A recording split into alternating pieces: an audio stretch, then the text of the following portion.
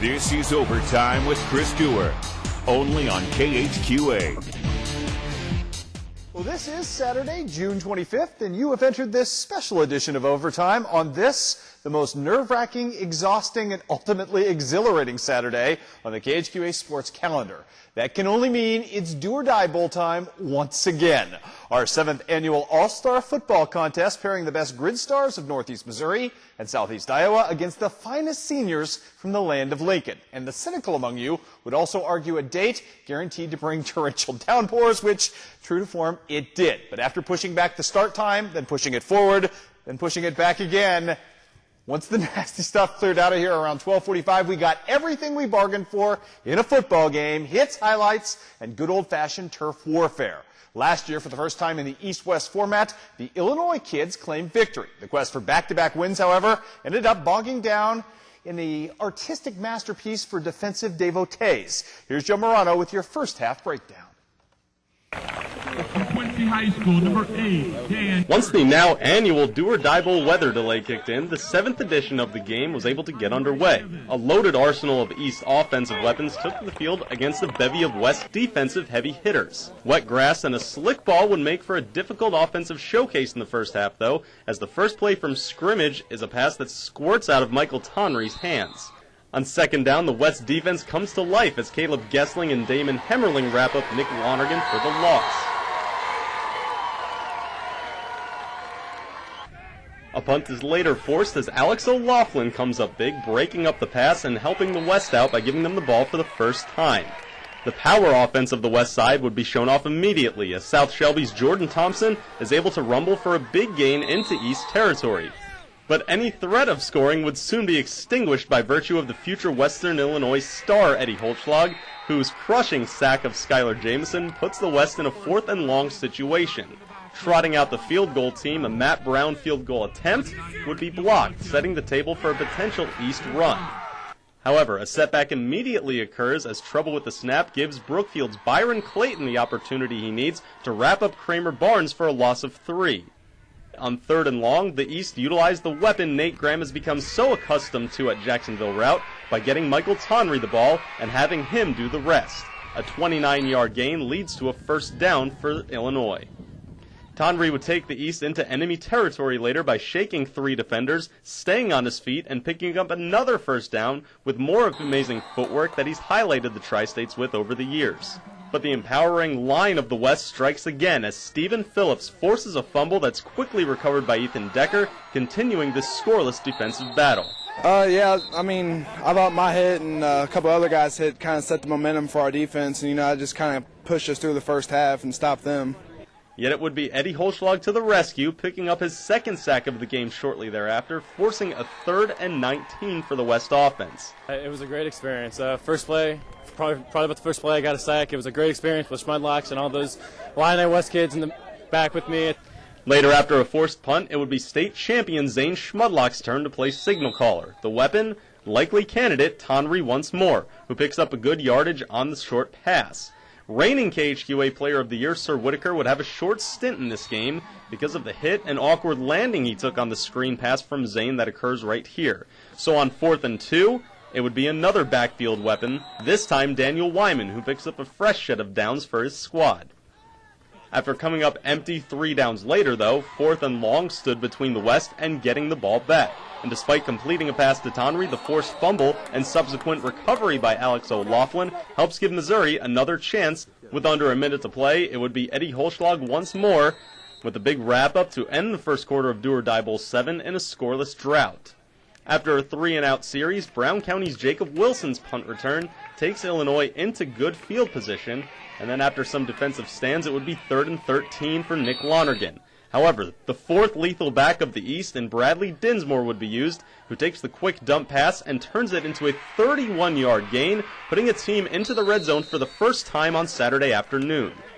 From the 20, Nick Lonergan went with what works, and Dinsmore would strike again, picking up 10 yards, taking his team inside the 10-yard line. After Dinsmore is stopped once, the Jacksonville connection tries to hook up as the fade to Nate Jones is just off to the sideline and out of bounds. With 3rd and goal now standing between the East and its first touchdown of the day, Bowling Green's Matt Brown shows why he is KHQA's Missouri Defensive Player of the Year with a big breakup to put East into a field goal situation. However, Brown County's Ace Hendricks would knock it down no problem from 17 yards out, putting the first points on the board and taking them to a 3-0 lead. After the ensuing kickoff from the 25-yard line, defense reigns supreme once again as Alex Schmersall's screen pass to Ryan Whiston is stopped abruptly by TJ Pratt for no gain. On 3rd and long, Schmersall would be flushed out but be bailed out later on as the late hit by Pratt gives new life to the West offense. 2 plays later on 3rd and 4, first-time safety Drake Schmudlock comes up with the interception to put his offensive teammates back on the field, looking to take a commanding lead in this game. Any celebration would be short-lived, though, as Kramer Barnes goes for the end zone from the 40-yard line, but it's Scotland County's Rod Sears to step up with a pick of his own to turn the tables once again. With time winding down in the second quarter, Mark Nemes began his string of good offensive fortune, picking up some decent yardage that would be turned into a first down later when Jamison hooks up with Whiston. Rob Wilt decides to keep going with the Hannibal Pirate, and Nemes responds by carrying the West into decent field position on multiple carries. Yet it would be Jamison again coming up through the air big with the offensive play of the half, connecting with Whiston deep for a gain of well over 30 yards to take Missouri deep into the red zone. On the reverse, Save Sears picks up a few but is assisted by a face mask penalty to help give the West a first down. With Alex Schmersall then taking over as signal caller, the Flea Flickers terminated quickly by Brody Jansen, backing up the offense once more. However, old Centralia teammates read each other well, and Schmersall showed that by finding Holden Myers in the end zone for 6. Tack on a Matt Brown point after, and the West heads to the locker room at the half with a 7-3 lead. But that wouldn't mean the East needed to be concerned at all. We told them that we thought that we really dominated the first half.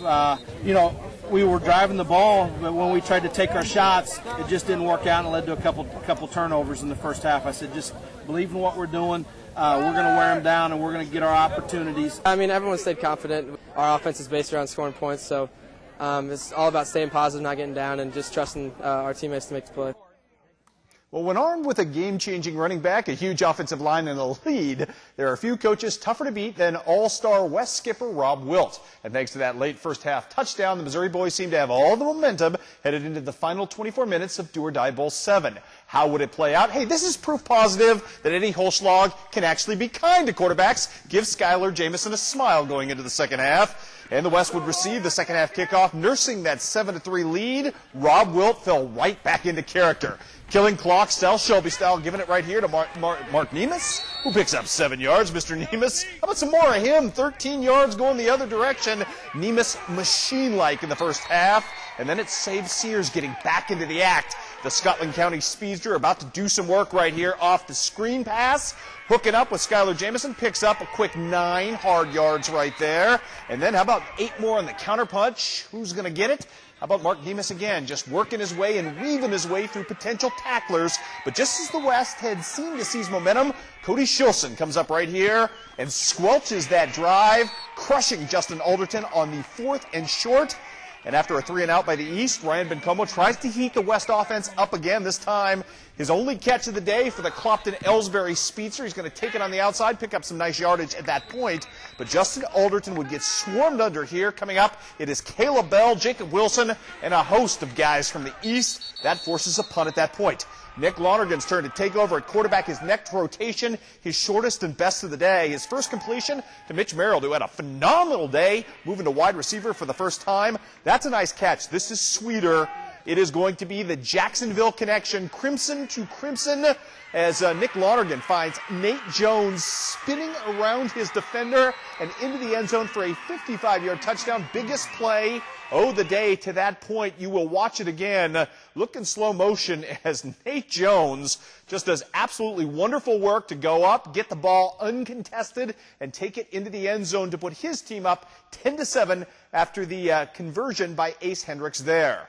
More to come right here as the West would come back and try to attack, get into this game. It's Mark Nemes, but at this point, it looks like the East is caught wise. G.W. Scott not having any of it at that point.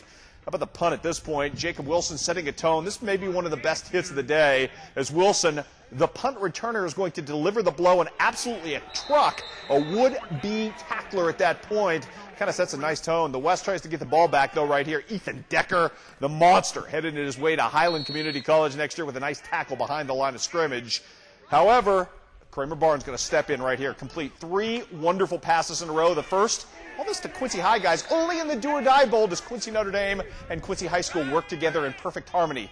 It's a beautiful thing right there. It's Kendall Kendrick with a nice catch. No quit in the West, though. Jake Thompson, the all-state defensive end, going to come up here and make a play right there on Bradley Dinsmore to stop him dead in his tracks. But again, it's Barnes to Mitch Merrill, and I mentioned earlier, moving to wide receiver next year at Missouri S&T. He had 6 catches. That's the high on the day. He also had 51 yards receiving as he picks that up, sets the wheels in motion for Daniel Wyman, who's going to work his way to the edge. Wyman with 41 yards rushing today on 6 carries. And this, a touchdown from 6 yards away. Ends up making it, well, first of all, it's Mitch Merrill again, setting that up with another pretty catch right here. And then it would be Daniel Wyman taking one in to put his team up at that point 17-7. The East had taken command by 10 points at that margin. The next West drive, trying to come back in this ball game. Alex Schmerzel is going to be a sack victim in this one. Sack number 3 for Eddie Holschlag. Eddie hungry. Had a monster day today to the future Leatherneck. Getting the job done right there.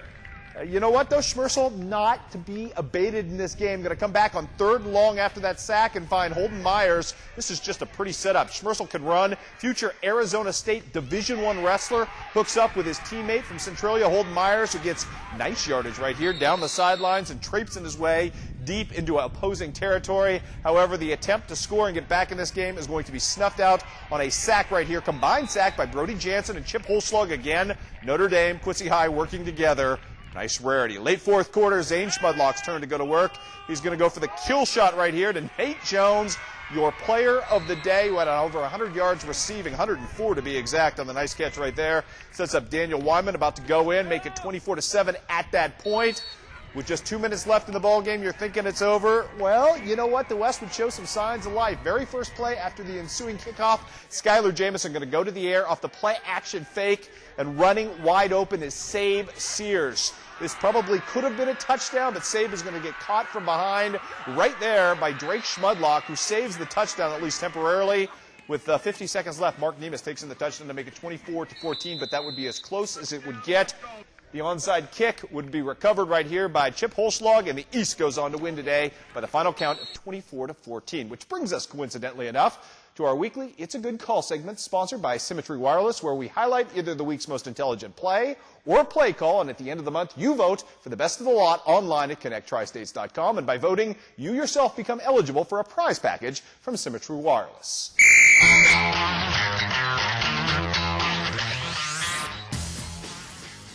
You were thinking it was going to be something else? How about Nick Lonergan deciding to look for his teammate right there, Nate Jones, with the absolutely fabulous reception and phenomenal play of the day at Do or Die Bowl 7. Good enough for your Symmetry Wireless Good Call of the Week, and it certainly elicited a wonderful response. Oh, that felt awesome, you know, just to know that's my hometown quarterback, you know, that's the guy that helped me succeed this season, you know. It's kind of like, you know, it's mutual, you know, we help each other out, we help each other's stats out, so. Yeah, I tell you what, that Nate Jones, he can, runs like a gazelle, that man, he's a good ball player, so yeah, he got us back into the game, and we kept the momentum, and all in all, it helped us out in the end. First play, we called it. Nick hit the check down for about 10 yards, so I yelled replay of it, and I said, look at your pre-snap, and he realized that he just missed a big one the play before, and he threw may not have been his best ball in his career, but it got down there, and it helped turn the tide for the East. Well, you know what? I've kind of forgotten about the ice bath because I tell our guys it's off limits because we expect victory, you know. But you know, an all-star game, I didn't think about it. It shocked me. You know, good thing my heart's in better shape than what it appears to be because it was quite a shock to the system. But you know what? I'll take that for a victory anytime. You gotta love Mark Grounds, don't you? Great guy. Your MVPs today, Mark Nemus offensively, Rod Sears defensively for the West. On the East squad, no surprises here whatsoever. Nate Jones and Eddie Holschlag of Jacksonville and Quincy Notre Dame respectively. We also offered a scholarship to our top leaders of the day in the name of the late, great Max Zumwalt, former Pittsfield star, and also Culver Stockton football player who was tragically killed earlier this winter. Kramer Barnes and Skylar Jamison received those scholarships in his honor. Well, we're not